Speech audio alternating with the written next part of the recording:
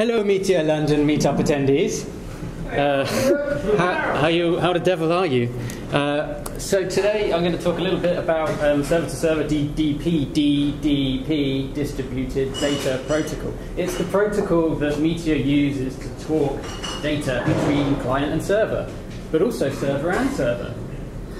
Maybe even client and client. Anyway, what I'm going to do today is I'm going to live code from scratch 2 applications that will show you how easy it is to sync data between 2 servers, 2 Meteor servers.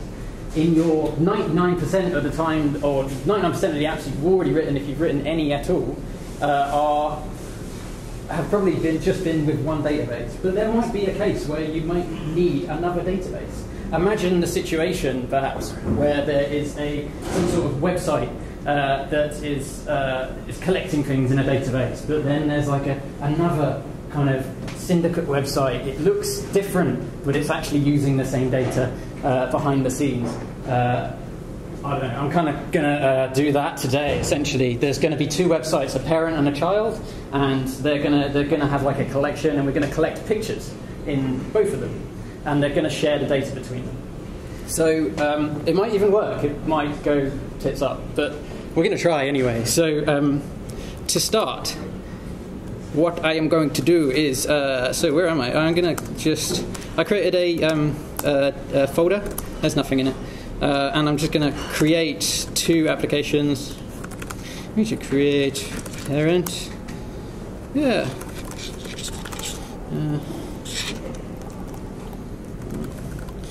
Cool, 2 applications. So, in my atom, I have 2 applications now, a parent and a child, and this is just the kind of default applications that Meteor will give you when you do a Meteor create. It's got some things in there, and we're going to change them. We're going to start with the parent. I'm going to change the template first because it's the easiest thing to do. What both of these applications are going to do is essentially just print images, like image tags on the screen. So what I'm going to do is I'm going to call that template pics now. I'm going to call it something different. There we go. And just to remind myself what website I'm actually looking at, I'm going to put the title parent in here. And then I'm going to use each items. I'm going to iterate over the items that I have, which I don't have yet, but you'll see I'll get to that. And then I'm just going to output an image tag.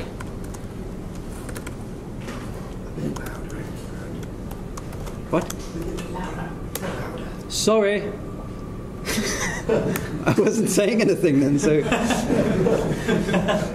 Sweet. Okay, so because both of these websites are going to do exactly the same thing, I'm going to copy that code from the parent into the child. And change the title because it's somewhere different. So that's pretty cool.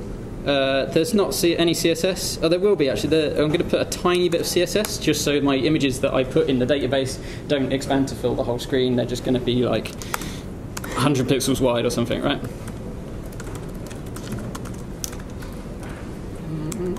Cool. And we'll do exactly the same in the child. But imagine the child actually has some other style declarations and it just looks exactly, well, it structurally might be the same as the parent, but it might look completely different. It's a different skin for now.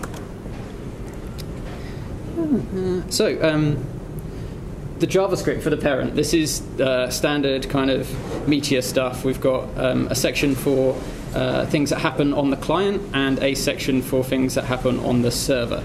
Usually in Meteor, if you're going to create a bigger app, you would separate these into a client and server folder, and these are special folders for Meteor, where the stuff you put in the client folder will only be run on the client side.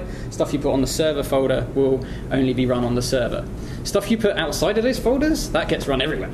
So as you can see, parent.js is outside any one of those 2 folders, so it's actually run everywhere. But I can distinguish which is a client and server through the meteor.isClient and meteor.isServer booleans.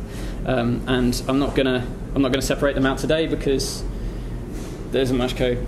Anyway, so I don't need any of this, so I'm just going to delete it. Don't need that. But what I'm going to have is a collection, and because we need the collection on both, we need the server to know about the collection and the client to know about the collection, we put it in this file, and we put it outside of both the client and server if statements, so that both of them know about the collection. And the collection is the place where we're going to store our pictures. I'm going to call the collection pictures, because that makes sense to me. New. I'm going to call it pictures. There we go. Oh, one thing I didn't do yet, which I should have done at the start, is remove auto-publish and insecure packages from both my client and server code. So I'm just going to do that quickly. Auto-publish and insecure are two Meteor packages that come installed by default. Under any kind of circumstances where you're creating an app that you're going to use in production, you'll want to remove these. If you're creating just some sort of demo prototype thing that you're just whipping out in 5 minutes, then leave them in, that's fine. But you want to remove them otherwise. So let me just do that. You remove packages in Meteor by typing Meteor remove.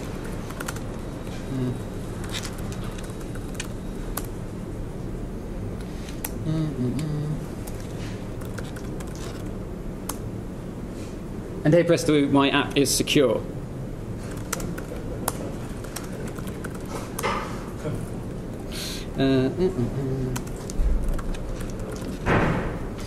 Cool. So, yeah. So I removed them because I'm actually gonna publish my my subscriptions, and I'm going to add access control rules, even though they're all going to be true. I just thought I'd remove this because it's the normal thing that you do, and it'll make it look a bit normal. So first of all, I'm just going to add access control rules for my pictures collection. I'm going to say allow everything really. So what I'm going to do, create a function that just allows things.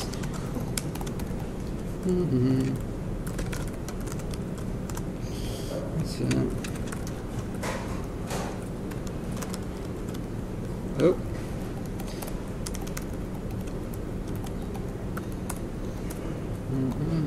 Update. What else do I need to remove? Cool. So normally in a Meteor application, for your rules, your access control rules, you'd have proper functions here that will figure out whether or not that operation should happen. So whether or not an insert operation should happen, whether or not an update operation should happen, or a remove one. In this case, I'm not doing that. I'm just allowing everything. So then on the client side, I'm gonna, because I want the pictures and I want to see them on my screen, I'm gonna subscribe to a publication that I'm gonna publish on the server.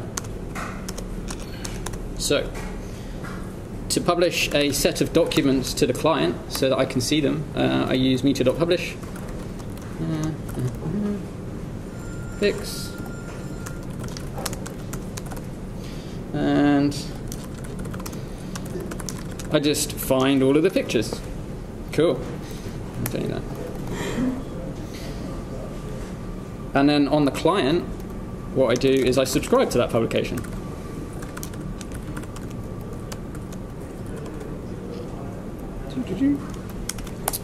And then right at the start, I did the HTML, I did some templating, I iterated over a thing called items. Now all I need to do is basically give items to the template so that it can render out the images. So here we go, let's do that really quick. So Meteor, if you want to give data to your templates, this is the way to do it. We've called our template pics, so I refer to it as pics, and then I've called the item in my template items, or sorry, I've called the things in my template items, so I refer to it as items, and it's a function which goes away and find the pictures. And I'm going to find all of them, but I'm also going to sort them. Let me just format this better.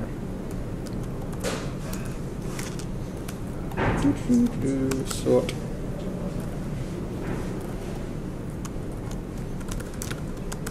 I'm going to sort by a field called created at, which is just going to be a number.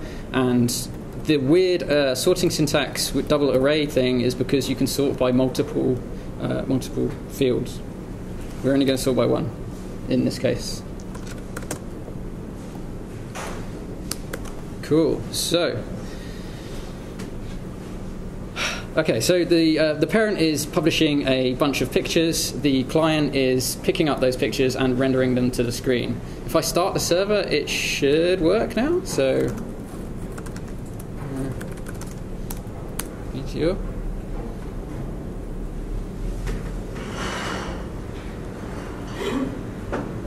Cool. So let's have a look.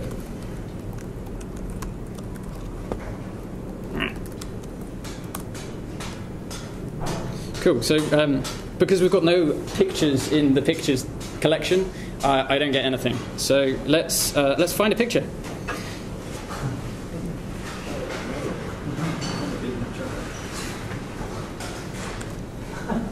He looks like a happy chap. Let's put him in.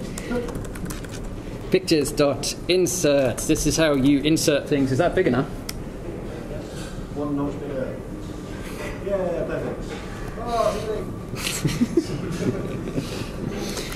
Okay, so we are inserting an object into the pictures collection, and I'm just going to copy this. I'm going to put a created at property, and so that we can order them, and that should just happen.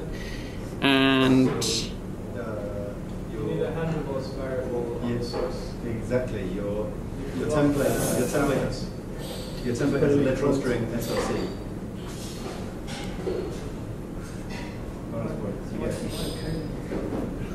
oh, sorry. Yeah, my bad. All right, we got a cat. Alan, can you explain the bug very quickly? So I just typed src in there, so my image source was src. Whereas if I wrap it in handlebars in the curlies, this instructs handlebars to output the property, the value of the property source in the current item that we're iterating over. Cool. Sweet. I'm going to put the client side in this other browser, and I'm going to run it on port for 10 for 3010, but it's not there yet because I haven't done any coding. So I need to do that. So we've already got the HTML. That's great. We've already got the CSS because that's already there. That's good. And then we've got all of this stuff here. We're going to do pretty much the same thing as we did for this for the parent, but instead, when we define our pictures collection, we're going to tell it that it should get that information from a different server. This is literally the science bit. I realise there's been a lot of live coding. This is it. This is the magic right here. Okay, so I need to cheat.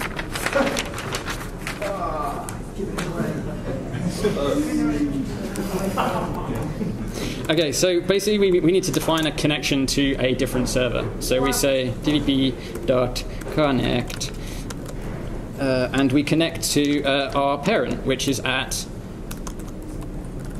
localhost 3000, right? Yeah? Yeah.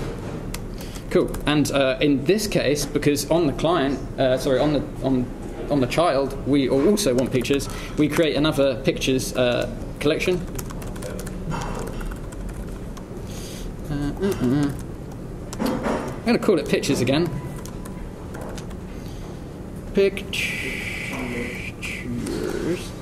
Pictures, and we're going to give it the connection as a second argument, which basically instructs Meteor to... Your connection URL is missing its URL. What's wrong? It's wrong. Portsmouth. Thanks, guys. It feels like pair coding with like a million people. Cool, except I'm doing all the coding. I'm going to do the same thing as before, so I'm going to have this whole... I'm not really sure why I did this, actually, because I could have just got away with not doing that and not, you know... Anyway.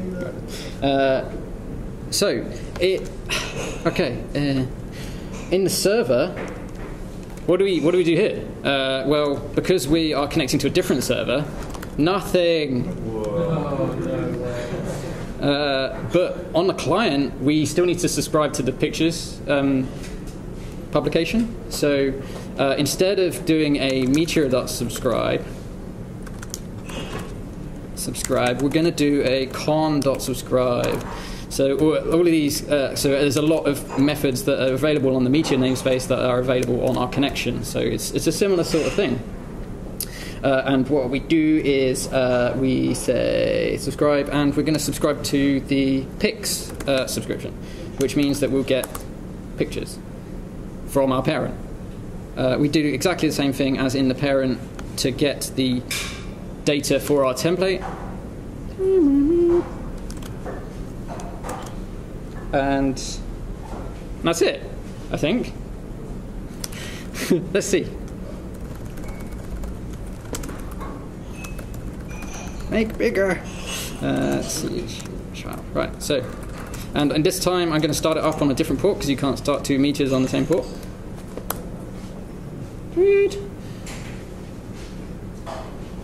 And so, if I'm really lucky. Oh, because I copied it, right? This is why you should never copy code. Yeah. Cool. Pew! Sweet. So now I can do stuff like, okay, let's try another cat. Try a cat. Oh, look, he looks awesome. Great cat. Cool. So let's put him in, but let's put him in on child and see if he appears on the parent.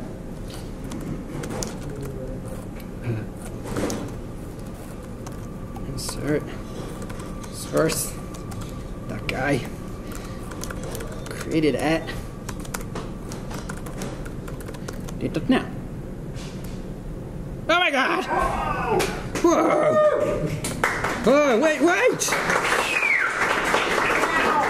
But does it work the other way around again still? Like, oh no, internet!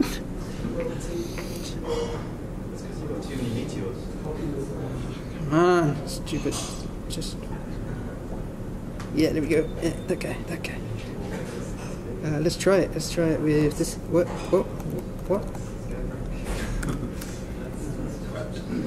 Oh, geez. Well, getting like weird stuff from a different time. Picture start. Insert. Source. Created at. Okay. Put him in there. And he's in there too. Yay! Okay.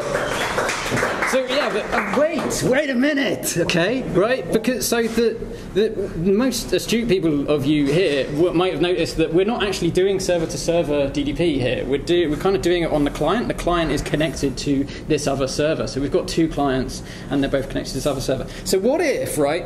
On our client, we wanted to insert pictures. On our child, if we wanted to insert pictures into our local collection, but not have them uploaded to the server of the parent.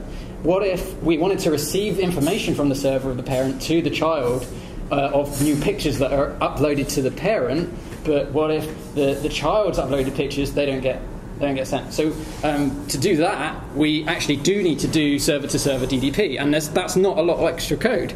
I'll do it as quickly as I can because I know it's been a long time.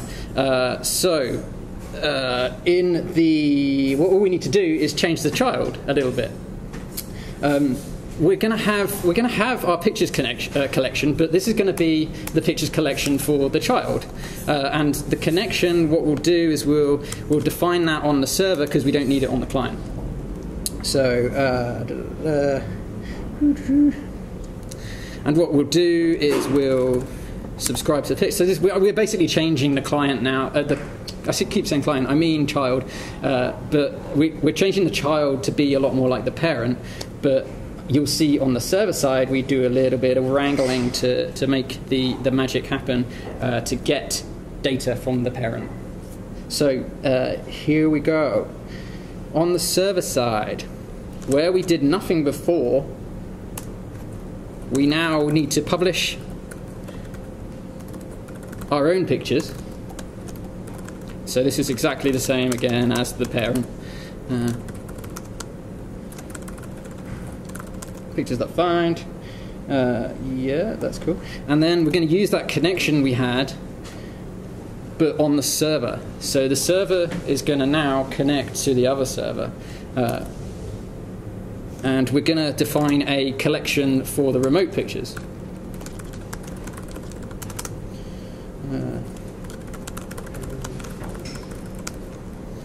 Collection. Oh shit. Sorry. And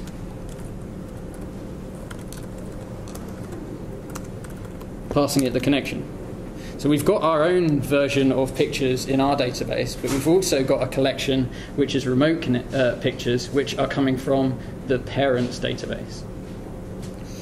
And what we need to do then is, what we need to do is first subscribe to that,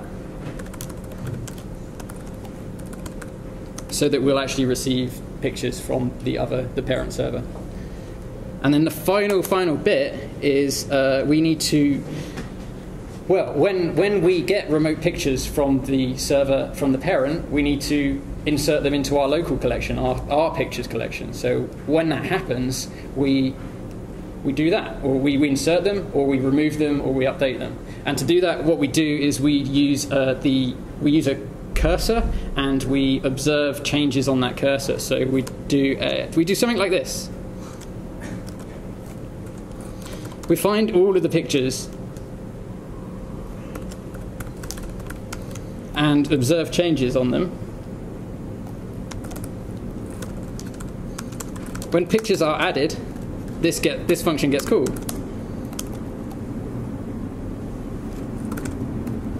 I'm going to call it pick. And if the picture that we've received from the parent isn't already in our database, then we're going to insert it.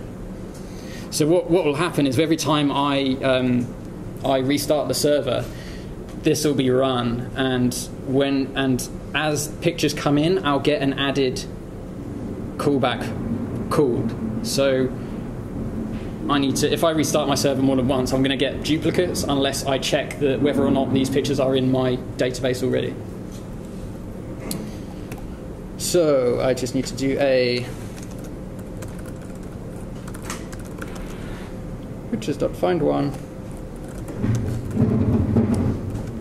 So if it's not there, then insert the pick. That's what happens when things are added. When things are changed, I do.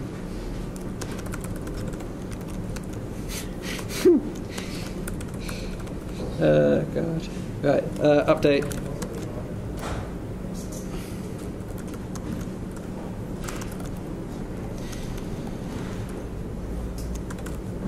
So this function gets called. It's passed the document that changed, including all of the properties. So all I'm going to do is set all of the properties on the picture that I already own to be whatever the new document has changed to be. So I can just set it to be pick. And then finally,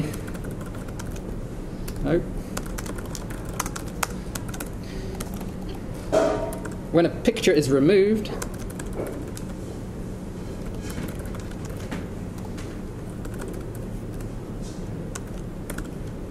remove it from our local version. So does that kind of make sense to you guys?